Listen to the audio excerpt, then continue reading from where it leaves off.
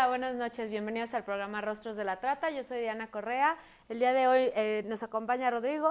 Buenas noches. Y Alicia Vargas de La Redim.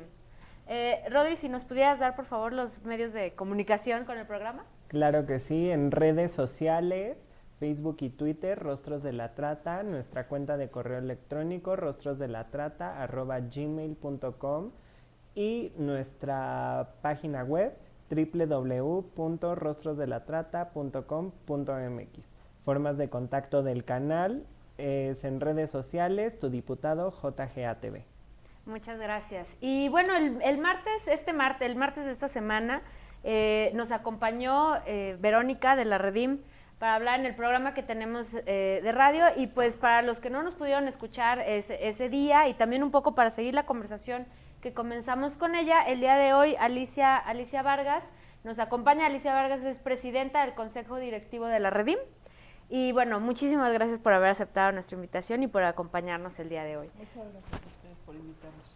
Y pues bueno, para entrar en materia realmente, quisiéramos comentar contigo este informe alternativo que se presentó el día de hoy. El día de hoy en Ginebra. Y bueno, para quien no sabía crear el informe alternativo, si nos puedes comentar cuál es el informe alternativo de la Redim. Así es. Bueno, el Estado mexicano está obligado a ejecutar una serie, bueno, la Convención de los Derechos de los Niños y las Niñas es un órgano firmado por el Estado mexicano desde 1989 y está obligado como Estado a hacer de esa ley, de ese acuerdo, ley suprema en nuestro país. Eso significa que tiene que adoptar y adaptar, es decir, armonizar cada uno de los artículos a la legislación del país. Desde ese año hasta la fecha, lo que hace el organismo de seguimiento de la ONU es ir acompañando a los estados justamente en este proceso de armonización jurídica, de armonización legal. En la medida en que el Estado va avanzando, se va, digamos, como palomeando, que va cumpliendo, y si no, lo que va pasando es que se van haciendo una serie de recomendaciones al Estado. Entonces, el Estado mexicano ha venido recibiendo ya en esta ocasión particularmente 2 bloques de recomendaciones importantes relacionadas con el incumplimiento de esa armonización legal. Esto quiere decir que aunque firmó y ratificó como un acuerdo para el país la Convención de los Derechos del Niño, todavía no ha implementado la mayoría o muchos de los articulados como ley en todo el país. Es decir, no solamente a nivel de las leyes federales, sino armonizarla incluso, generar los mecanismos de armonización en las leyes estatales. Entonces, lo que sucede es que el Estado mexicano presenta un informe de estos avances y la sociedad civil tiene la oportunidad de presentar justamente informes alternativos, es decir, informes que rindan cuentas a partir de observaciones desde la sociedad civil.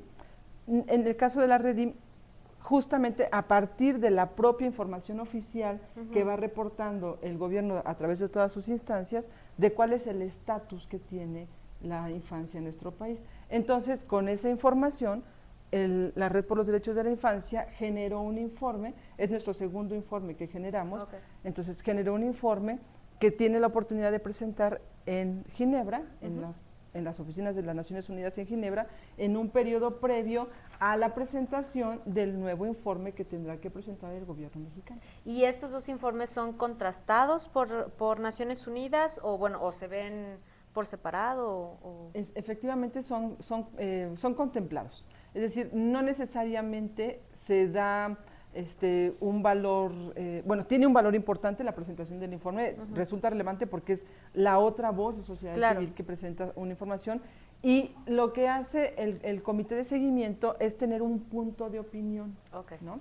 Y con ese punto de opinión vuelve a hacer digamos, una reflexión, un análisis de la información que presenta el Estado mexicano, y entonces tiene mayores elementos para volver a identificar los vacíos o los elementos faltantes en la presentación de justamente seguimiento que va teniendo de la implementación de la convención como en nuestro país, ¿no? ¿Y estas recomendaciones qué periodicidad tienen? ¿Es anual o...? No, son cada 5 años. Bueno, cada 5 años. En realidad el gobierno mexicano presenta su informe cada 5 años y nuestro país ha recibido 3 recomendaciones en este periodo, pero particularmente 2 son las recomendaciones más relevantes, ¿no?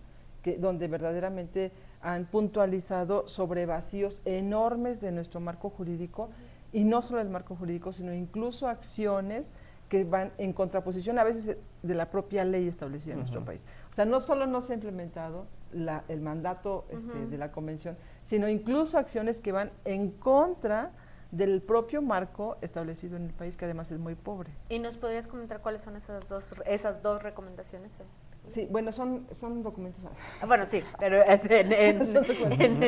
solamente lo menciono porque es como, o sea, hay una serie de puntualizaciones que se van haciendo, okay. ¿no? Pero fundamentalmente, algunas de las principales recomendaciones que en un primer momento se plantearon fue que el Estado todavía no tenía identificado como una prioridad el tema del interés superior de la infancia, ¿no? Que fue una modificación que se llevó a cabo en 2011 en unos artículos de la Constitución, y que entonces aparece por primera vez el interés superior como un elemento fundamental, guía, marco para el Estado mexicano.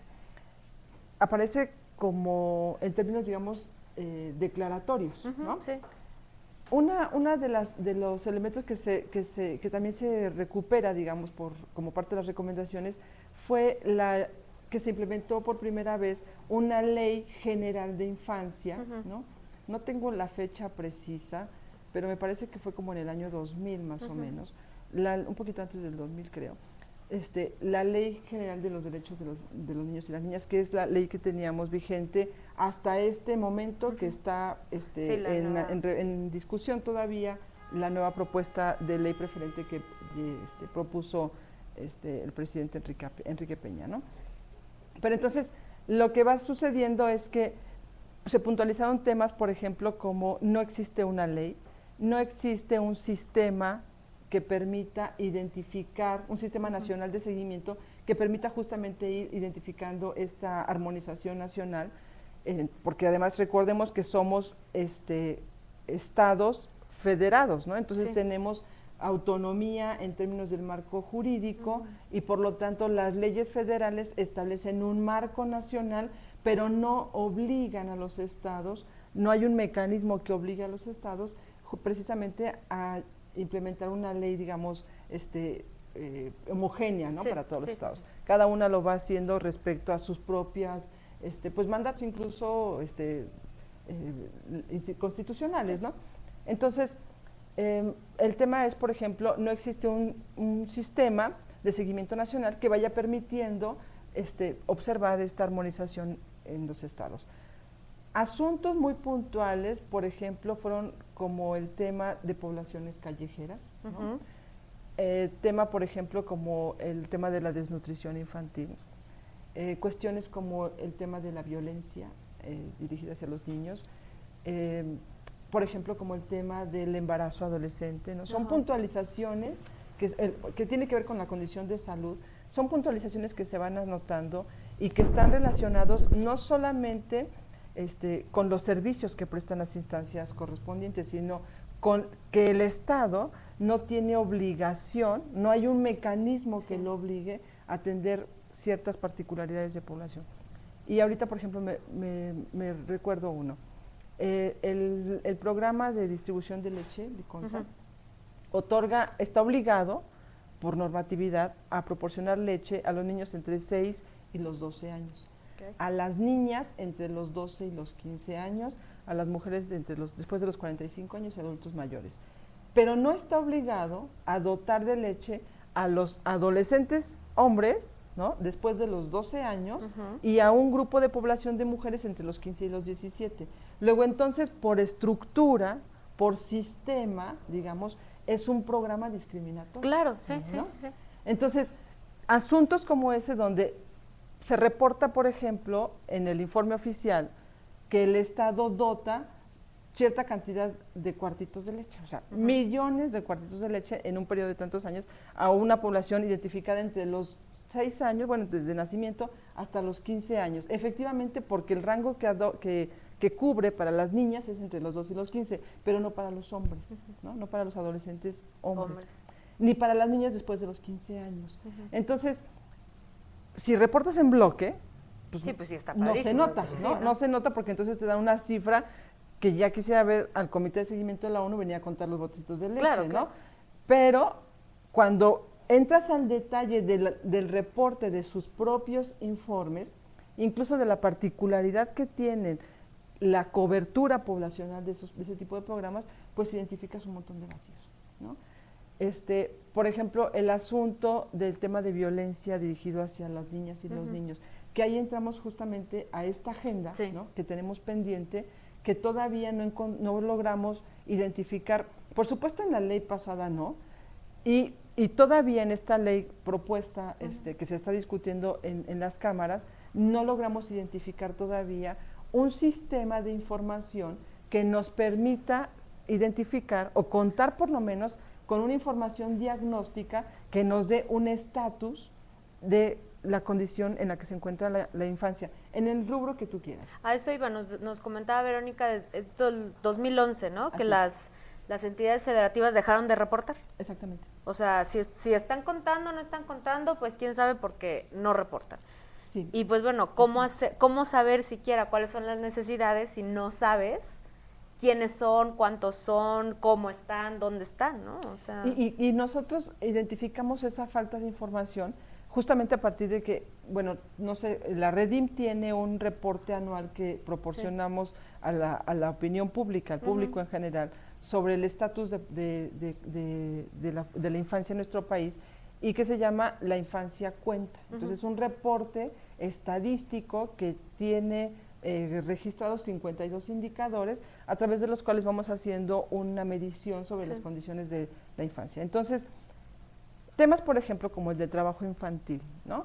El trabajo infantil se venía haciendo un reporte por parte de los estados sobre qué cantidad se estaba identificando de población infantil. Si tú quieres, sesgado, maquillado, como sea, ¿no?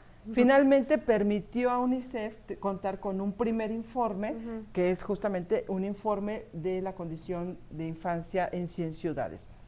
Se deja de reportar a partir de 2011 y entonces tenemos un último reporte de la situación de infancia trabajadora hasta 2010. Y no volvemos a saber nada de la infancia trabajadora, ¿no? O sea, ¿qué ha pasado del 2010 a 2014? Pensando que el 2010 fue el reporte de 2009, ¿no? Sí. Entonces, a partir de 2010 a la fecha, no tenemos un registro cuando además a la vista de todos está el empobrecimiento de los más pobres, la agudización de las condiciones de exclusión y de discriminación y, por supuesto, la agudización de la crisis económica que conlleva a una mayor generación de estrategias familiares de sobrevivencia y por supuesto que la infancia está incluida como la fuerza de trabajo para obtener un ingreso de sobrevivencia en las familias, ¿no?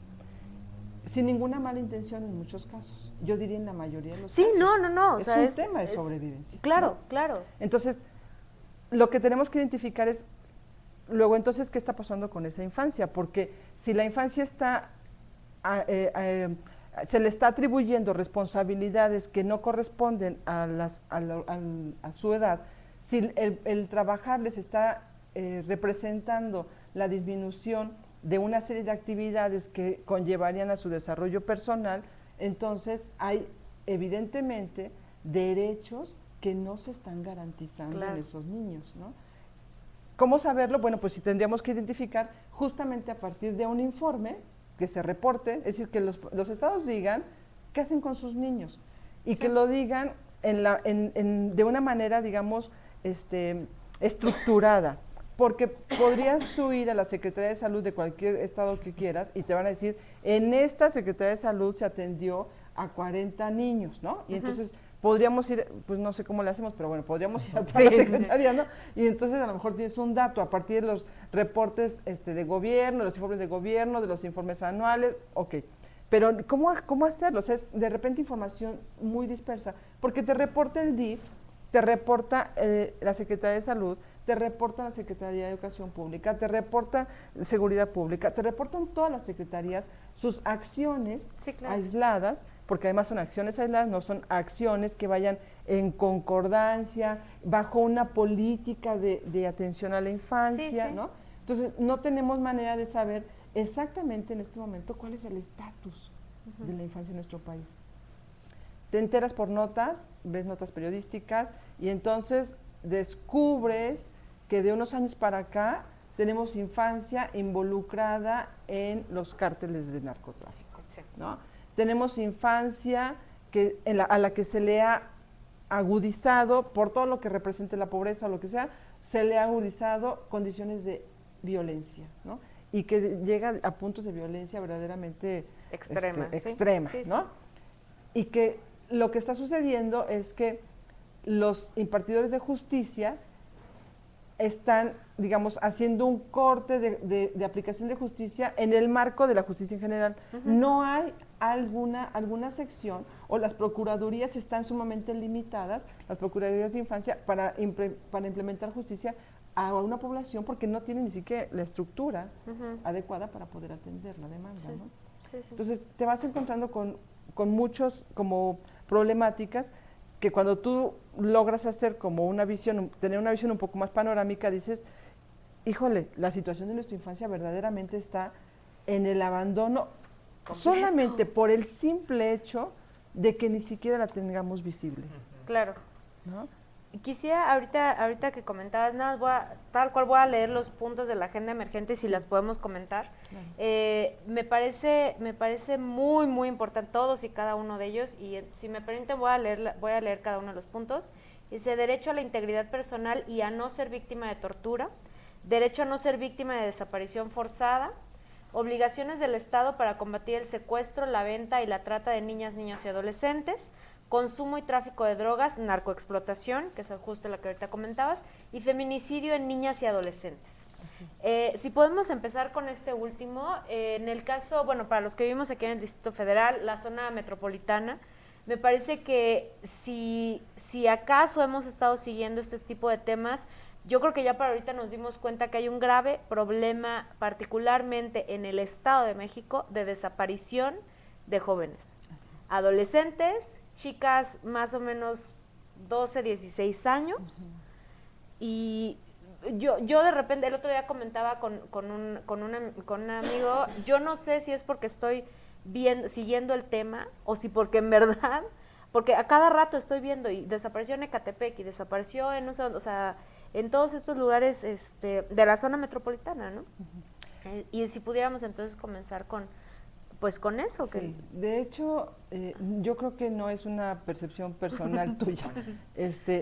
La Redim va haciendo un registro sobre los casos que nos vamos encontrando en medios. Es decir, tampoco tenemos muchas posibilidades de efectivamente tener como un número. Mira, el tema del número, para no sesgar y para no dejar como, ¿por qué no da un número? No sabe dar un número, ¿no? A ver, el punto es que las procuradurías, bueno, los casos que suceden, nosotros tenemos un cálculo, un aproximado, de que más o menos están denunciando aproximadamente entre el 30 y el 40%, ¿no? Que además es una cifra alta. En realidad estamos hablando entre el 30% como una cifra más sostenida.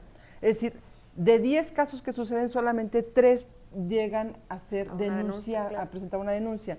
De los casos que se denuncian, en muchas ocasiones no se llega a concluir en un juicio porque la víctima se desiste, por un lado, o porque no aparece el victimario, porque tiene que ver, el victimario está relacionado parentalmente, emocionalmente con la víctima o con algún integrante de la familia. Luego entonces el juicio sumario familiar que se establece frente a una víctima, y doblemente cuando la víctima es mujer, no sé por qué sucede, pero sucede, ¿no? Es intenso. Entonces es muy difícil que una víctima realmente tenga un seguimiento. Esa es la primera. La segunda, porque es niña, ¿no? De la edad que sea, mientras sea menor de 18 años, es niña. Y necesita tener una representación jurídica, es decir, su voz por sí misma no vale, no cuenta judicialmente.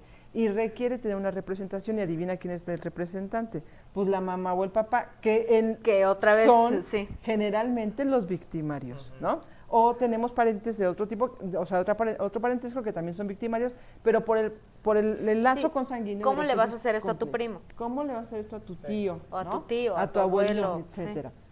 Sí. Ok. Entonces, de entrada desde ahí, la condición de vulnerabilidad en la que quedan las niñas que están teniendo problemas graves de violencia es terrible.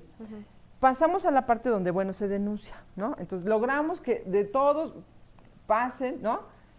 Generalmente las leyes no protegen de manera equitativa a los niños y a los adultos. Sí.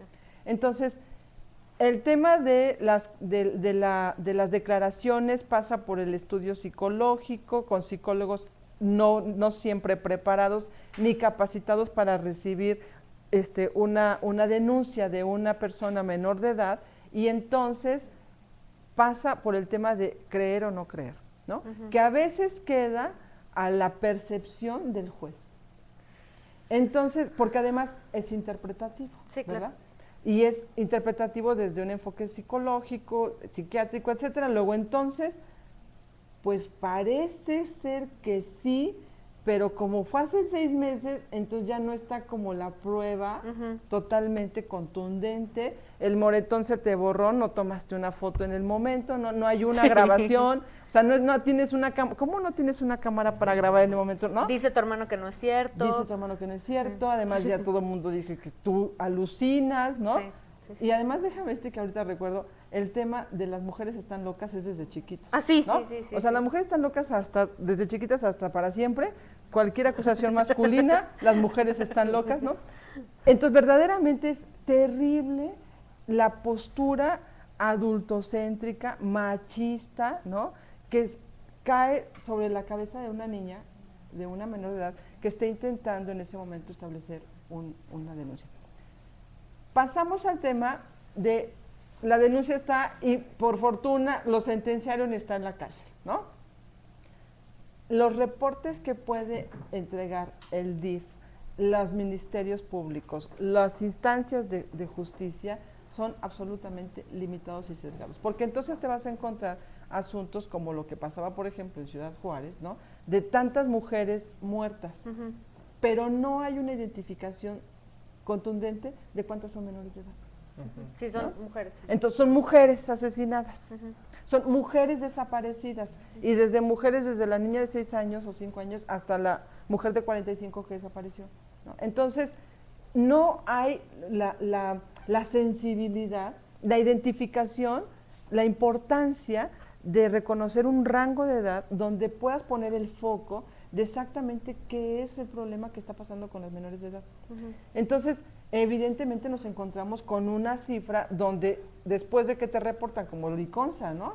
Que te reporta tantas dotaciones de leche, y entonces tienes que ir como a hurgar a la normatividad, a identificar a la población para poder darte cuenta de que hay una población que no está reconocida. Sucede lo mismo con el caso de las niñas. Tienes que ir a hurgar casi expediente por expediente para poder encontrar si se reconoce como en el rango de menor de edad, o se identifica, por ejemplo, como la información que proporciona a veces el INEGI, que es hasta los 15 años y después de los 15 a los 20, de los 16 a los 21, de los 17 a los 21. Nunca tienes el rango entre los 17 y los 18. Ese dato difícilmente te lo vas a encontrar en las estadísticas, de los 16 a los 18. Te encuentras a los jóvenes de los 17 a los 21, ¿no? Y pues tienes que ir a hurgar para poder más o menos identificar esa población, ¿no? Esa separación. Como los hablantes de lenguas indígenas. Te reportan los hablantes de lengua indígenas a partir de los 5 años, ¿no? Porque los niños de 1 a 5 no existen en el mapa. No, pues no, es que no hablan. Es que no hablan español, menos sí, no, les va a entender, ¿no? Entonces sí tenemos un problema. Por eso nosotros hablamos, digo, tú tocas el tema del feminicidio, y me parece que es un tema súper importante, pero la verdad es que yo insisto todo el tiempo, porque cada uno de estos temas nos lleva, desde mi punto de vista, al mismo tema, al tema del sistema de información. Es decir, mientras no tengamos un sistema de información, como si fuera la panacea casi ahora, ¿no? Pero si no sabemos, dicen que lo que no se ve, no existe, Ajá. ¿no? Lo que no se habla, No existe. no existe. Ujú. Entonces, si no logramos tener un dato que diga, son 3 millones y están reportadas en tal porcentaje en tales ciudades, y este fue la causal de muerte, entonces cada estado tendrá que hacerse cargo de su proporción que le corresponda. Pero si son aproximadamente 10 millones de mujeres, pues sí te habla de una misoginia tremenda en nuestro país, ¿no? Sí. De una violencia tremenda hacia las mujeres, pero ¿cuáles mujeres? Porque es distinto atender el tema de las mujeres adultas, Claro. de las mujeres adultas mayores, de las mujeres nacidas y que mueren en los primeros 3 años de edad, de las mujeres niñas entre los 3 y los 10 años y de las adolescentes que están muriendo a lo mejor por problemas de parto, a lo mejor por asuntos de noviazgos violentos, a lo mejor porque los papás prefieren tener hombres que tener mujeres, ¿no? A lo mejor por violencia escolar, o sea, por un montón de circunstancias que están sucediendo, particularmente se agudiza la desaparición y muerte de mujeres, ¿no? Entonces, el sistema de información pienso que es un punto clave. Y el sistema de información, evidentemente, con todos los mecanismos y la instrumentación operativa que permita una recopilación armonizada de la información. Porque si tú tienes a una niña que está siendo atendida con una beca de la SEP o con el programa, ¿cómo se llama este programa de Progresa, gobierno? ¿el Con nuevo? el programa Progresa, que no es Progresa, ¿cómo se llama ahora? Era oportunidades, ahora es Oh, progreso. Exacto, era oportunidades, sí, exacto.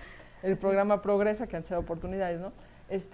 Con el sistema de salud, entonces esa niña está teniendo 3 servicios, ¿no? 4 Sí, servicios. sí. Entonces reportas una persona atendida de manera, digamos, integral, que está teniendo, y entonces puedes identificar el progreso y el desarrollo de esa niña. Pero si te reportan una, pues te reportan 5 atenciones. Lo que pasa es que se está sectorizando, o sea, solamente es para un grupo de población. Sí. Y entonces tenemos situaciones, por ejemplo, como el caso de las poblaciones indígenas, ¿no? Donde tienes el tema de analfabetismo en el país, ¿no? Del 10% de nuestro país es como la media, pero si tú verificas o vas y revisas la población particularmente indígena, te encuentras que no es el 10%, sino llega a subir hasta el 60%, particularmente en la población indígena. Sí. ¿No? Entonces, el trabajo infantil, estamos hablando de igual como el 15% de la población nacional de infantes que está trabajando. Ok, cuando vas a las comunidades indígenas, te encuentras que casi 8 de cada 10 niños están trabajando. Están trabajando, ¿no? claro. En las comunidades más marginadas, los niños, parte de su vida cotidiana, pues es el trabajo, ¿no?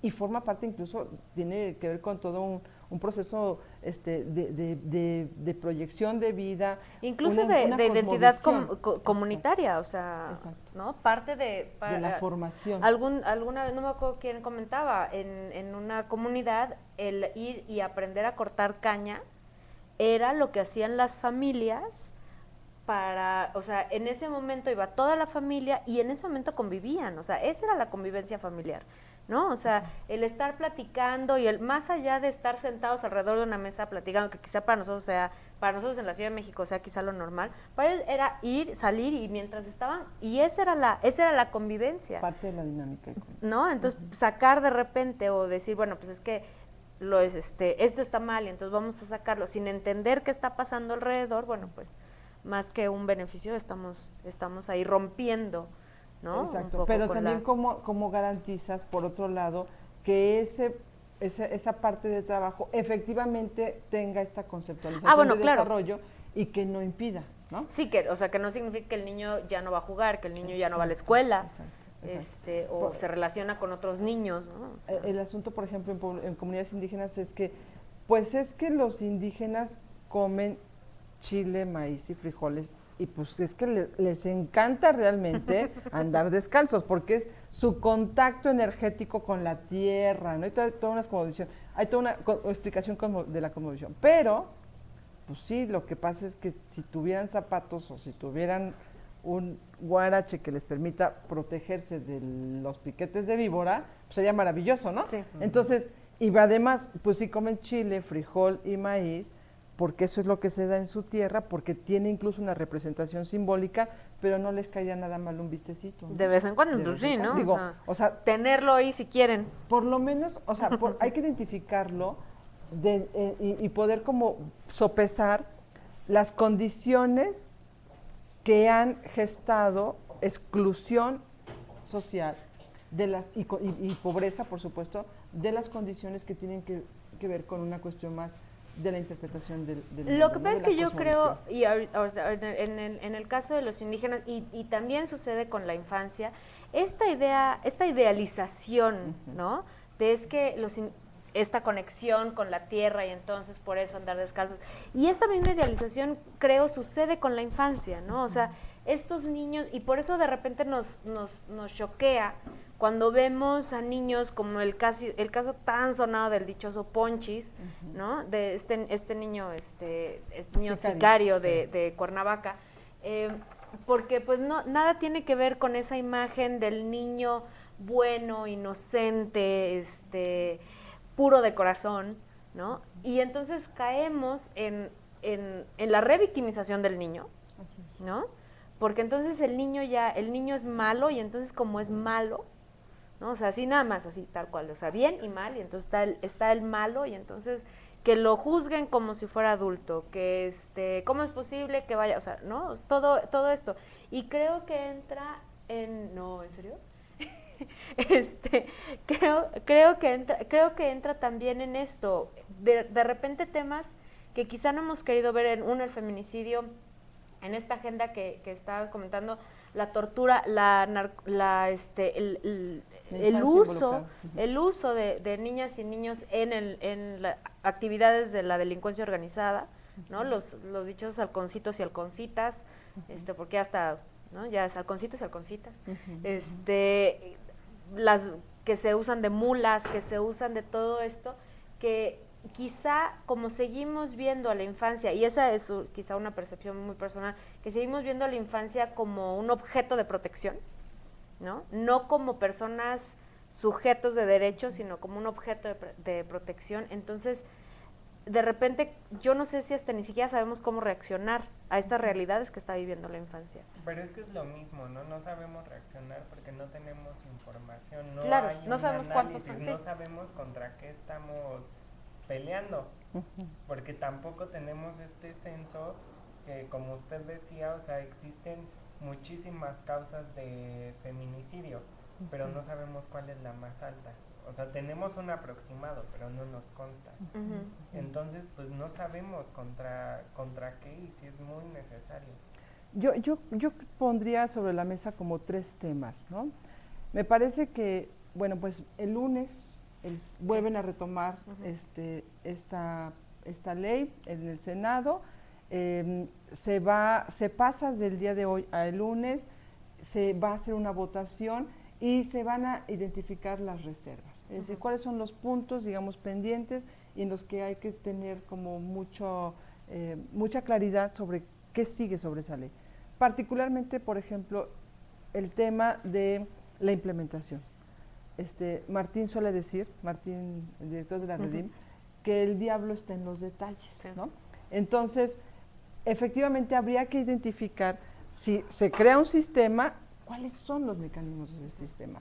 Si logramos que la ley cambie de ley de protección a una ley de derechos, entonces identificar cómo se empieza a gestar esta armonización. Si logramos que haya un sistema en el que el Consejo están siendo convocados los gobernadores, porque es un consejo de alto nivel que va a ser presidido por el propio presidente de la República, que va a tener como secretario al secretario de Gobernación y que además van a estar se va a integrar a partir de los gobernadores y de los representantes de las secretarías del país. Pues es un órgano de alto nivel. Claro. Esperemos que todos lleguen a las juntas, ¿no? Y que en las juntas se tomen las decisiones trascendentales para que todos vayan a sus estados en común acuerdo a bajar a sus respectivas cámaras, a sus respectivas secretarías. porque justo ahí está el tema, ¿no? Alguna vez con Fox tuvimos una experiencia más o menos similar y terminó concluyendo en un programa de donativos para organizaciones de sociedad civil. Sí. O sea, un verdadero fracaso contundente. Entonces, debemos de verdad proteger, cuidar, velar, observar y demandar que lo que esta ley, que parece ser que es una de las mejores leyes que se han propuesto en nuestro país ahora, ¿no?, efectivamente salga como está hasta hoy y se mejore todavía más y cuidar los detalles. El segundo tema que yo quiero poner sobre la mesa tiene que ver con esto último que tú mencionabas, que es justamente con el tema de la batalla cultural. Es decir, la reconceptualización, la revisión del enfoque que tenemos sobre nuestros niños. Si 8 de cada 10 niños está teniendo violencia en el hogar, significa que si nos contamos, alguno de nuestros niños cercanos está teniendo un tema de violencia. Es decir, tenemos que visualizar a nuestra infancia como nuestros hijos, como nuestros primos, nuestros hermanos, nuestros vecinos, y que cuando sucede violencia tiene que ser atendida. Entonces, si percibimos como la violencia que les pasa a los que salen en el periódico y no la que sucede desde el hogar, entonces tenemos una visión absolutamente parcial. El punto es cómo resignificamos esta conceptualización de infancia, donde dejamos de verlos como tenemos que protegerlos para decirle, piensas, eres un sujeto que pertenece a la especie humana, ¿no? O sea, antiguamente se pensaba que los niños eran como hijos de las brujas o eran no humanos, hasta que crecían y se volvían humanos. Sí eres humano, ¿no? Piensas y por lo tanto, esa humanidad te convierte automáticamente en un sujeto que tiene derechos. Claro. Y que hay un Estado que debe de garantizar su pleno ejercicio. Entonces, eso hace que tu hermano, mi hija, tu sobrino, ¿no?, son sujetos de derecho y son seres participantes, activos, pensantes, reflexivos, y que entonces nuestra sociedad empieza a visualizarlos desde un enfoque distinto.